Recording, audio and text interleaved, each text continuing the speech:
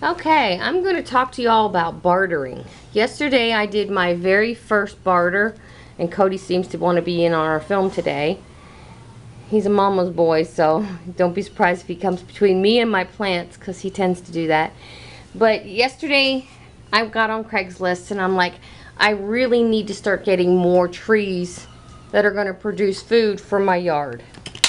And I decided to offer my banana trees, which are very prolific, to barter for items that I didn't have. So I just contacted people who had plants for sale that were edible plants, and I found a lady who responded to me very, very quickly, and she was very open to bartering. Her name is Chauncey, and I totally spent 2 hours with her and had an absolute blast learning more about edibles. And we did barter. I gave her about a 5-foot tall, very healthy banana tree and some cuttings from my cerium cherry. And here's what I got in return. These are small, and I'm okay with that because I didn't have them. I have a ton of bananas. The lady had bananas, but not the ones I have. So she did want more edibles as well. So she was real excited for the cherry cuttings because she had never heard of cerium cherries. And so it was a win-win for both of us, I feel, and we really enjoyed talking. And some of the things I got from my barter was a jackfruit tree. And if you've never seen jackfruit, it will blow your mind. The fruit on this can get up to 50 pounds each. So this is going to be a nice tree, and it's going to be just, if it put off 20 fruit, we're going to have a feast. This is a flat bean. We can cook these like a green bean. Yeah, it's a little bug eaten, but it'll survive. And it'll be a flat bean is like a green bean and can be cooked and canned like a green bean. But this particular one is very prolific, so that will be a good add to my plants. And my goal is to get this plant taking off through the winter, get a couple bean pods, and save the seeds to put back for next season. And this was a huge plus for me. I hadn't planned on getting an Indian curry, but when she showed me her bush, and her bush was big and beautiful, and I tasted the leaves, I was like, that's a no-brainer. And she just kind of like, well, here, take some with you. So I got 2 Indian curries going. And the other big plus, which was on my hit list, because I do have my list of things, what I call my preppers list. It's a hit list, and that's how I talk about it. It is items I feel that I want to try to grow, or I need to be stocking and prepping. And this is a passion fruit. There's actually 2 in this pot.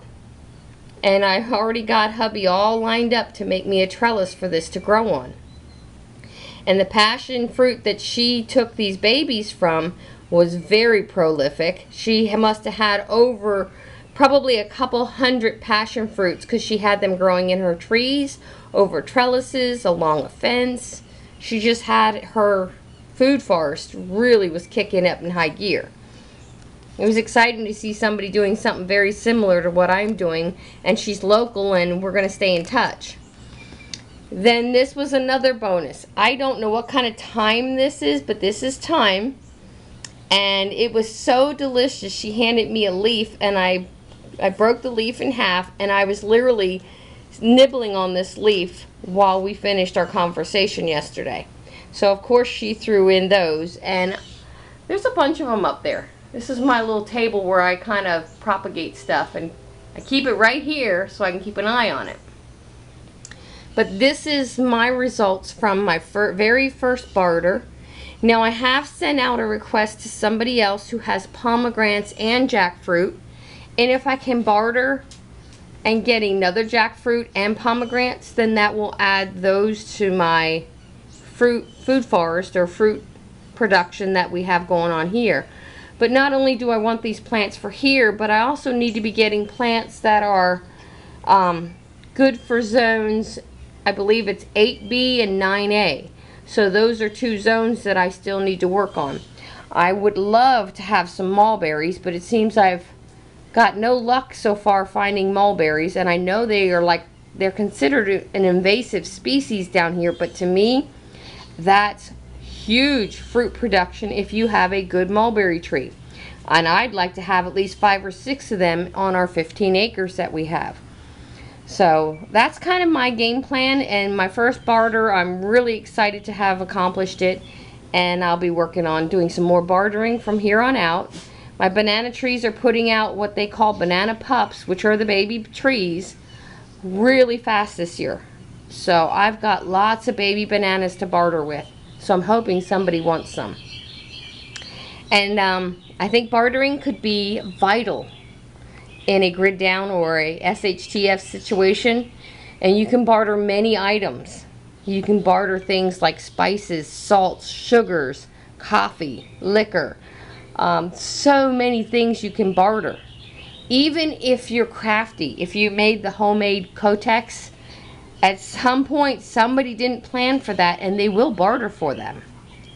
So think about what you can make and put back that you can barter with, because if the grid goes down, these skill sets, and if you're practicing them now, these skill sets, I can't talk today, will be really important, I think, in this situation if it happens. If it doesn't happen, then guess what?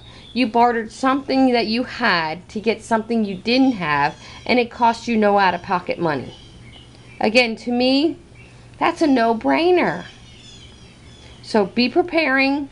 Think about what you can plant and grow, because gardening, I think, without having access to someplace to garden, you're going to eventually run out of food. It's a given. There is no way around that. If our grid goes down and doesn't recover for 10 to 20 years, which is a possible scenario, you need to be better prepared. I don't know of anybody who's storing enough food for that length of time. So think about what you can grow. Learn how to grow it.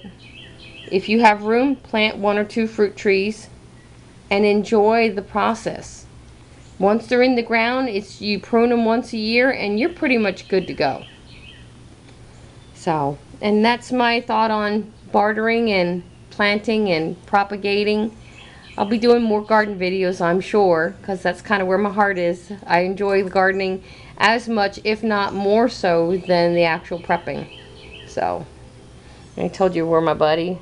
There's my buddy. Never far from mama.